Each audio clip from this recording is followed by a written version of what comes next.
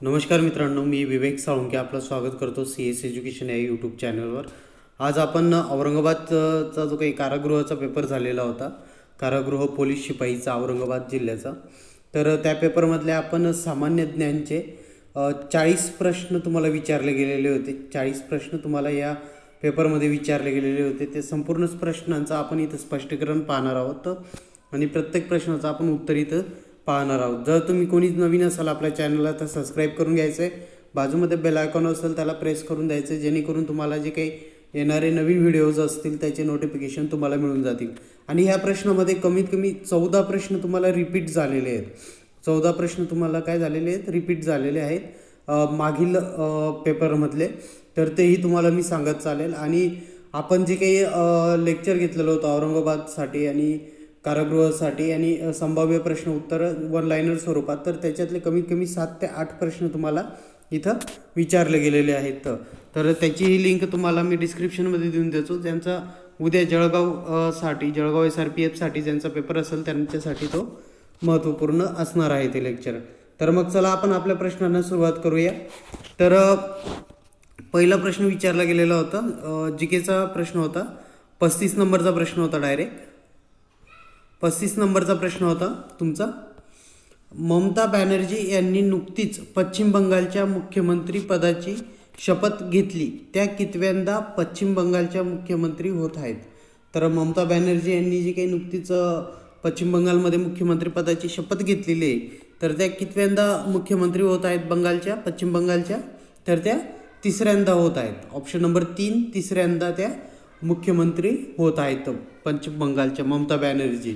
आणि ह्या तृणमूल काँग्रेसच्या अध्यक्षसुद्धा आहेत त्या पार्टीच्या. तर पुढचा प्रश्न पाहणार आहोत आपण. 36 नंबरचा प्रश्न होता. भारताच्या क्षेपणास्त्र विकास कार्यक्रमद्वारा विकसित केलेले आकाश हे कोणत्या प्रकारचे क्षेपणास्त्र आहे? तर कोणत्या प्रकारचे क्षेपणास्त्र होतं हे? तर ते होते जमिनीवरून हवेत मारा करणारे. ऑप्शन नंबर पहिलं आहे जमिनीवरून हवेत मारा करणारे असे हे आकाश हे क्षेपणास्त्र होते. पुढचा प्रश्न पाहणार आहोत आपण. 37 नंबरचा प्रश्न होता तो मला जीकेचा.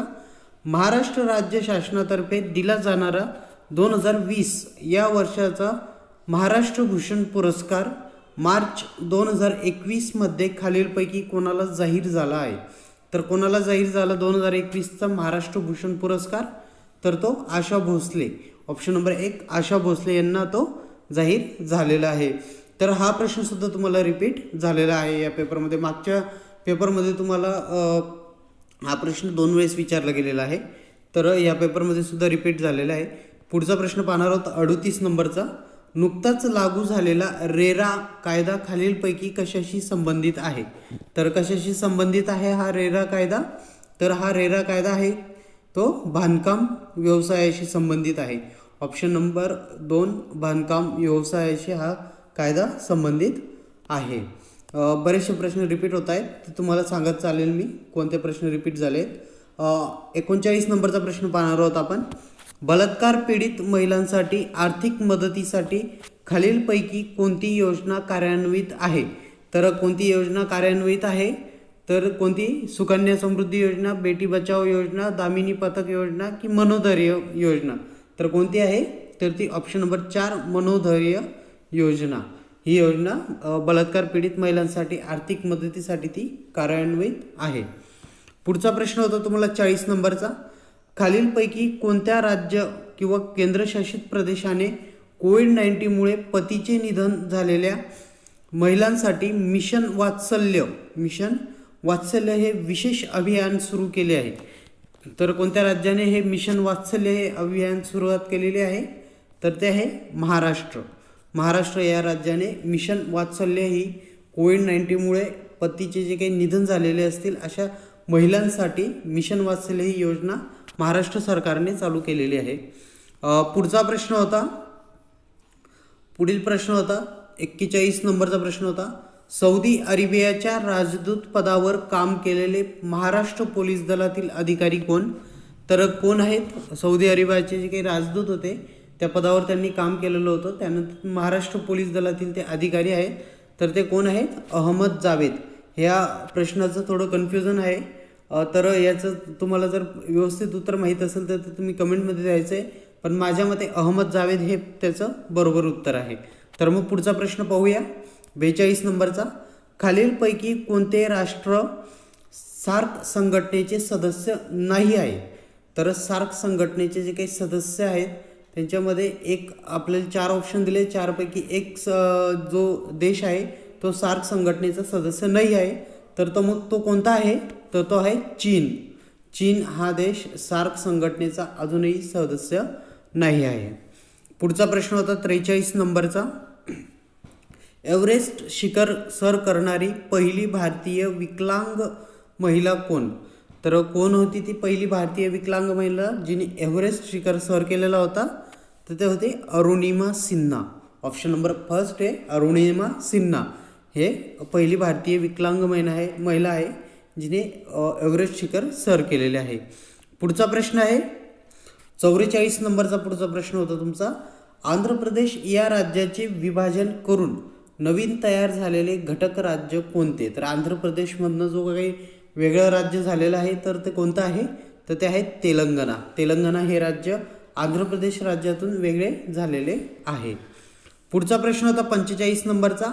हाही प्रश्न तुम्हाला रिपीट झालेला आहे. महाराष्ट्रात कुंभमेळा कोणत्या ठिकाणी भरतो? तर महाराष्ट्रात कुंभमेळा कुठे भरत असतो? तर तो नाशिक या ठिकाणी तो भरतो. ऑप्शन नंबर 2 नाशिक या ठिकाणी कुंभमेळा भरत असतो. हा प्रश्न तुम्हाला रिपीट झालेला आहे आणि त्याचा पुढील प्रश्नही तुम्हाला रिपीट झालेला आहे. इथून बरेचसे प्रश्न रिपीट झाले आहेत. महाराष्ट्र पोलिसांचे ब्रीदवाक्य कोणते? तर 46 नंबरचा प्रश्न आहे. महाराष्ट्र पोलिसांचे ब्रीदवाक्य कोणते आहे? तर ते आहे सदरक्षणाय खलनिग्रहणाय. हे त्यांचं ब्रीदवाक्य आहे. हा प्रश्नसुद्धा तुम्हाला रिपीट झालेला आहे. पुढचा प्रश्न होता 47 नंबरचा जोड्या लावा प्रश्न आहे हा. एकीकडे तुम्हाला राष्ट्रीय उद्यान दिलेले आहेत व्याघ्र प्रकल्प आणि एकीकडे ते जिल्हे म्हणजे कोणत्या जिल्ह्यामध्ये ते राष्ट्रीय उद्यान किंवा व्याघ्र प्रकल्प येतात ते तुम्हाला इथं सांगायचं आहे. तर याचं बरोबर उत्तर असणार आहेत. आपण त्यांच्या जोड्या लावून घेऊया अगोदर. तर त्याच्या जोड्या आहेत. ताडोबा जे राष्ट्रीय उद्यान आहे ते कुठं आहे? तर ते आहे चंद्रपूर या ठिकाणी आहे. ऑप्शन ड या ठिकाणी. ताडोबा हे जे आहे ते चंद्रपूर या ठिकाणी आहे. पेंच हे कुठं आहे? तर ते आहे नागपूर या ठिकाणी आहे. पेंच हे राष्ट्रीय उद्यान नागपूर या ठिकाणी आहे. मेळघाट हे प्रकल्प कुठं आहे? मेळघाट हा प्रकल्प कुठं आहे? तर तो आहे अमरावती या ठिकाणी. अमरावती या ठिकाणी तो आहे. बोर हा प्रकल्प आहे वर्धा. ऑप्शन वर्धा या ठिकाणी आहे. तर मग तुमचं कोणतं ऑप्शन बरोबर असेल? तर पहिल्याचं ड, दुसऱ्याचं क. तर ऑप्शन नंबर 4 नंबरचा ऑप्शन तुम्हाला बरोबर आहे. 4 नंबरचा ऑप्शनमध्ये तुम्हाला हे उत्तर मिळून जाईल. तर हे तुम्ही लक्षात ठेवायचं आहे. हा प्रश्न तुम्हाला बऱ्याच वेळेस रिपीट होत आहे. उद्याच्या पेपरमध्ये सुद्धा तुम्हाला हा प्रश्न रिपीट होण्याचे चान्सेस जास्त आहेत. पुढचा प्रश्न पाहणार आहोत आपण 48 नंबरचा. 48 नंबरचा प्रश्न आहे. पहिल्या महायुद्धाचे तत्कालीन कारण कोणते? तर पहिल्या महायुद्धाचे तत्कालीन कारण कोणते होते? तर ते होते ऑप्शन नंबर 1 ऑस्ट्रियाचा राजपुत्र आर्च ड्यूक फर्डिनांड याची झालेली हत्या. हे पहिल्या महायुद्धाचे तत्कालीन कारण होते. पुढचा प्रश्न होता जो की रिपीट होत आहे बऱ्याच वेळेस. तर तो आहे ध्वनीची तीव्रता खालीलपैकी कशामध्ये मोजली जाते? तर ध्वनीची तीव्रता खालीलपैकी कशामध्ये मोजली जाते? तर ते सर्वांनाच माहिती आहे डेसिबल यामध्ये मोजली जाते. पुढचा प्रश्न होता 50 नंबरचा प्रश्न आहे पुढचा. जगातील सर्वात खोल गर्ता खालीलपैकी कोणती? तर जगातील सर्वात खोल गर्ता खालीलपैकी कोणती आहे? तर ती आहे मरियाना गर्ता. ऑप्शन नंबर 1 मरियाना गर्ता ही जगातील सर्वात खोल गर्ता आहे. पुढचा प्रश्न होता इंटरपोलचे मुख्यालय कोणत्या शहरात आहे? हाही प्रश्न रिपीट झाला. इंटरपोलचे जे मुख्यालय आहे ते कोणत्या शहरात आहे? तर ते आहे ल्योन. ऑप्शन नंबर 4 ल्योन या शहरामध्ये आहे. तर ते कुठं आहे? फ्रान्स या ठिकाणी. फ्रान्स या ठिकाणी ते आहे. पुढचा प्रश्न पाहणार आहोत आपण राज्यसभेचे 52 नंबरचा प्रश्न आहे. राज्यसभेचे पदसिद्ध सभापती कोण असतात? तर हा प्रश्न सुद्धा रिपीट होतोय. तर ते कोण असतात राज्यसभेचे पदसिद्ध सभापती? तर ते असतात उपराष्ट्रपती. ऑप्शन नंबर 2 उपराष्ट्रपती हे राज्यसभेचे पदसिद्ध सभापती असतात, पण ते राज्यसभेचे सदस्य नसतात. पुढचा प्रश्न पाहणार आहोत आपण 53 नंबरचा. हाही प्रश्न तुम्हाला बरेचशा स्टेट बोर्डमधनं हा प्रश्न उचललेला दिसतोय, तर तिथं तुम्हाला मिळून जाईल.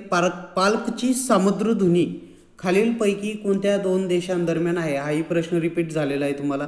तर पाल्कची सामुद्रधुनी ही जी आहे तर ती आहे भारत व श्रीलंका या दोन देशांदरम्यान आहे. भारत व श्रीलंका या दोन देशांदरम्यान पाल्कची सामुद्रधुनी आहे.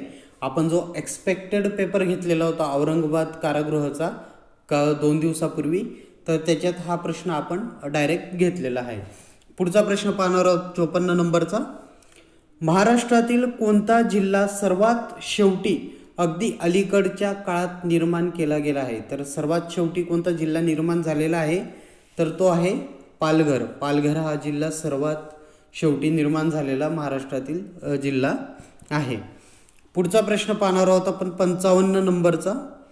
55 नंबरचा प्रश्न होता, कोरोना या आजाराचा उगम चीन देशात कोणत्या प्रांतात झाला असे मानले जाते? तर कोणत्या प्रांतात झालेला आहे? तर ते आहे हेबेई या प्रांतामध्ये तो झालेला आहे. आता बऱ्याचशा जणांना कन्फ्युजन असेल की बुवा वुहान ह्या ठिकाणी त्याचा उगम झालेला आहे, म्हणजे उगम झालेला आहे या कोरोनाचा.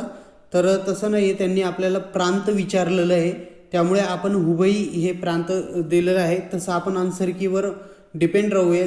जेव्हा आन्सर की येईल तेव्हा तुम्हाला हे चित्र क्लिअर होऊन जाईल की त्याचं उत्तर वुहान आहे की हेबेई आहे.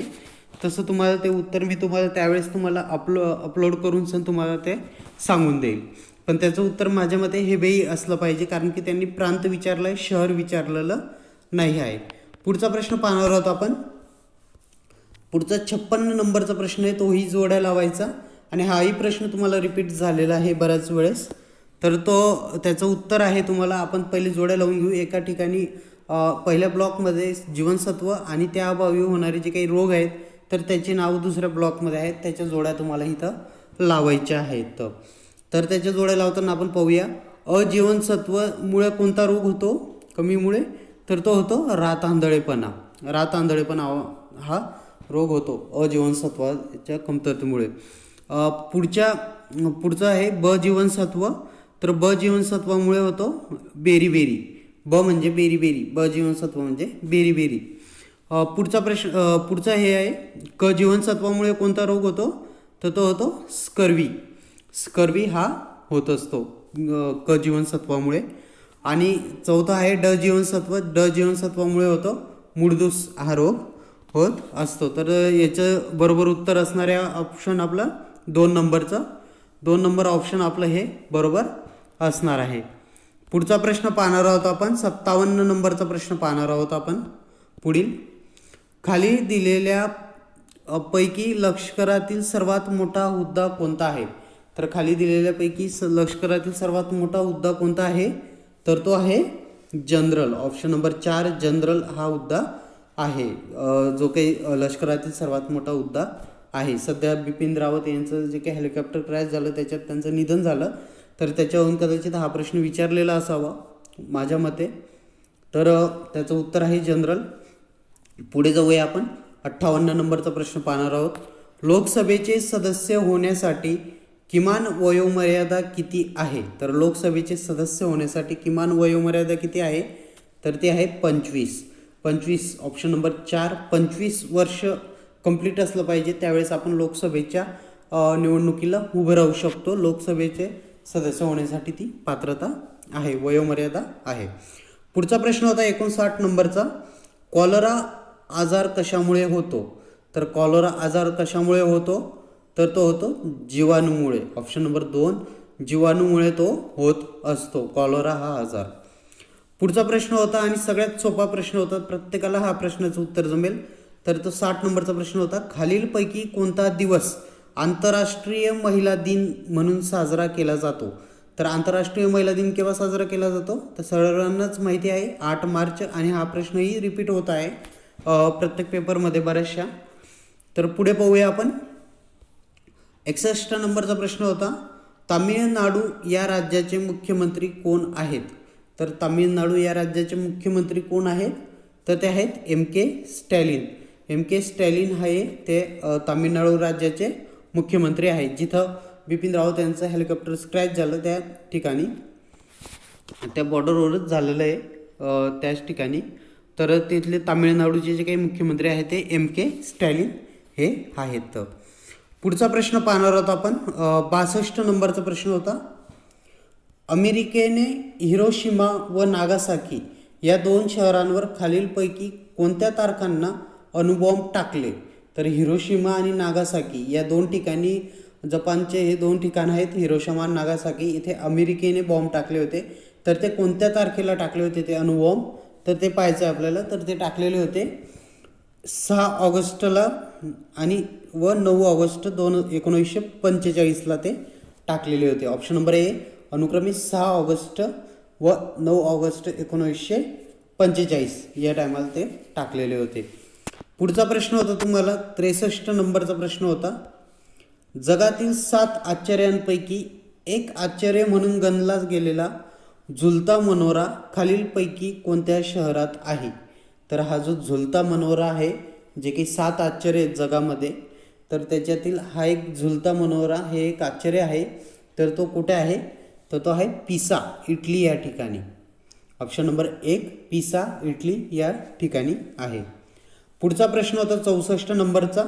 राष्ट्रीय संरक्षण प्रबोधिनी NDA म्हणजेच NDA, राष्ट्रीय संरक्षण प्रबोधिनी म्हणजेच NDA महाराष्ट्रात कुठे आहे? तर हा प्रश्न तुम्हाला रिपीट झालेला आहे. तर ते कुठे आहे? तर ते आहे खडकवासला. खडकवासला या ठिकाणी आहे, पुणे या ठिकाणी. खडकवासला पुणे या ठिकाणी ते राष्ट्रीय संरक्षण प्रबोधिनी NDA ही संस्था आहे. हा प्रश्न तुम्हाला बरेच वेळेस रिपीट होत आहे. पुढचा प्रश्न पाहणार आहोत आपण 65 नंबरचा. भारताची पहिली स्वदेशी बनावटीची आण्विक पाणबुडी कोणती? तर स्वदेशी बनावटीची आण्विक पाणबुडी कोणती आहे? तर ती आहे option number 2 INS Arihant. INS Arihant ही पहिली स्वदेशी बनावटीची, म्हणजे भारतीय पहिली स्वदेशी बनावटीची ती आण्विक पाणबुडी आहे. पुढचा प्रश्न होता 66 नंबरचा. डॉक्टर बाबासाहेब आंबेडकर मराठवाडा विद्यापीठ हे खालीलपैकी कोणत्या ठिकाणी आहे? तर सोपा प्रश्न होता, जिथं हा पेपर होता त्याच ठिकाणी हे विद्यापीठ आहे, मराठवाडा. डॉक्टर बाबासाहेब आंबेडकर मराठवाडा विद्यापीठ. तर ते आहे औरंगाबाद या ठिकाणी. ऑप्शन नंबर 4 औरंगाबाद या ठिकाणी ते विद्यापीठ आहे. पुढचा प्रश्न होता 67 नंबरचा प्रश्न होता. अर्थसंकल्पातील GDP म्हणजे खालीलपैकी काय? तर अर्थसंकल्पातील जे काही GDP ही कन्सेप्ट आहे, ग्रॉस डोमेस्टिक GDP प्रोडक्ट. तर ते आहे ऑप्शन नंबर 1 सकल राष्ट्रीय उत्पन्न. अर्थसंकल्पातील GDP म्हणजेच सकल राष्ट्रीय उत्पन्न. पुढचा प्रश्न पाहणार आहोत आपण 68 नंबरचा. खालीलपैकी कोणत्या बँकेच्या शाखा देशात सर्वाधिक आहेत? तर खालीलपैकी कोणत्या बँकेच्या शाखा सर्वाधिक आहेत देशामध्ये? तर ते आहे स्टेट बँकेच्या. स्टेट बँक ऑफ इंडिया या बँकेच्या सर्वाधिक शाखा आहेत. SBIच्या सर्वाधिक शाखा ह्या भारतात आहेत आणि परदेशात सुद्धा SBI बँकेच्याच सर्वाधिक शाखा आहेत. पुढचा प्रश्न पाहणार आहोत आपण 69 नंबरचा. खालीलपैकी कोणत्या साधनाने हृदयाचे ठोके मोजले जाते? तर खालीलपैकी कोणतं जे साधन आहे त्याच्याने हृदयाचे ठोके, जे काही डॉक्टर आपले चेक करतात, तर ते त्याला काय म्हटलं जातं? तर ते स्टेथोस्कोप. ऑप्शन नंबर 3 स्टेथोस्कोप असे त्याला म्हटले जाते. पुढचा 70 नंबरचा प्रश्न होता. युनेस्को या संस्थेचे मुख्यालय कोठे आहे? तर युनेस्को या संस्थेचे मुख्यालय कोठे आहे? तर ते आहे पॅरिस. पॅरिस या ठिकाणी युनेस्कोचे मुख्यालय आहे. पुढचा प्रश्न होता 72 नंबरचा. 72 नंबरचा प्रश्न होता. ग्रे हाऊंड्स हे नक्षलवाद विरोधी पोलीस दल कोणत्या राज्यात उभारलेली आहे? तर ग्रे हाऊंड्स हे नक्षलवादी विरोधी पोलीस दल हे कोणत्या राज्यात उभारलेलं आहे? तर ते ऑप्शन नंबर 4 आंध्र प्रदेश या ठिकाणी ते उभारलेलं आहे. ग्रे हाऊंड्स नक्षलवाद्यांविरोधात लढणारे हे पोलीस दल आहे. पुढचा प्रश्न होता 74 नंबरचा. खालीलपैकी कोणत्या लेखकाला ज्ञानपीठ हा पुरस्कार मिळालेला नाही? तर ज्ञानपीठ हा पुरस्कार कोणत्या लेखकाला मिळालेला नाही आहे? तर तो नासी फाळके यांना तो ज्ञानपीठ पुरस्कार मिळालेला नाही आहे. म्हणजेच वि स खांडेकर यांना मिळालेला आहे, वि वा शिरवाडकर यांनाही मिळालेला आहे आणि भालचंद्र नेमाडे यांनाही ज्ञानपीठ हा पुरस्कार मिळालेला आहे. पुढचा प्रश्न आहे 75 नंबरचा. पेंगॉंग लेक तलाव हे कुठल्या राज्यात किंवा केंद्रशासित प्रदेशात आहे? पेंगॉंग लेक हे कुठल्या राज्यात किंवा केंद्रशासित प्रदेशात आहे? तर ते आहे लडाख. ऑप्शन नंबर 2 लडाख या केंद्रशासित प्रदेशात राज्यात आहे. ते पुढचा प्रश्न पाहणार आहोत आपण 76 नंबरचा, जो की जोड्या लावायचा आहे. आणि याच्यामध्ये आपल्याला वाळवंट आणि खंड, एका साईडला वाळवंट दिलेत आणि एका साईडला खंड दिलेले आहेत. तर तसा तो प्रश्न विचारला गेलेला आहे. तर पहिलं सहारा वाळवंट हे कुठं आहे? तर ते आहे आफ्रिकेला. सहारा वाळवंट हे आफ्रिकेला आहे. त्यानंतर गोबी वाळवंट हे कुठे आहे? तर ते आहे आशियामध्ये. आणि कोलोरॅडो हे वाळवंट कुठे आहे? तर ते आहे अमेरिकेला. तर अशा पद्धतीने आपल्याला हे विचारले गेले होते. तर त्याच्यात आपण ऑप्शन नंबर 3 हे करेक्ट आहे. तुमचं उत्तर ऑप्शन नंबर 3 हे करेक्ट आहे. सहारा वाळवंट हे आफ्रिकेला, गोबी वाळवंट हे आशिया खंडात आणि कोलोरॅडो हे अमेरिका खंडात विचारलं आहे. तर असे तुम्हाला 40 प्रश्न तुम्हाला इथे विचारले गेलेले होते. जीकेचे अजून काही प्रश्न नाही आहेत. गणिताचे आणि मराठी व्याकरणचेच प्रश्न दिसत आहेत. अशा पद्धतीने आपण इथे 40 प्रश्न पाहिलेले आहेत. जर कोणी नवीन असेल आपल्या चॅनलला तर सबस्क्राईब करून घ्यायचे. बाजूमध्ये बेल आयकॉन असेल त्याला प्रेस करून द्यायचे, जेणेकरून तुम्हाला येणारे जे काही नवीन व्हिडिओज असतील ते मिळून जातील. आणि उद्या जळगावसाठी जो SRPFचा जो काही पेपर आहे, तर त्या पेपरसाठी आपण जे काही 2 लेक्चरचे जे लिंक आहेत ते तुम्हाला डिस्क्रिप्शनमध्ये मी देऊन देणार आहे. तिथं जाऊन ते 2 लेक्चर तुम्ही आवर्जून पाहायचे आहेत, कारण की त्याच्यातून तुम्हाला 7 ते 8 म्हणजे आजच्याही पेपरामध्ये 7 ते 8 प्रश्न तुम्हाला रिपीट झाले होते त्या लेक्चरमधनं. 1.5 तासाचं ते लेक्चर आहेत दोघं मिळून. तर ते तुम्ही पाहायचं आहे. ज्यांचा जळगाव किंवा SRPFचा पेपर आहे त्यांनी ते आवर्जून पाहायचं आहे. तर मग जय हिंद, जय महाराष्ट्र.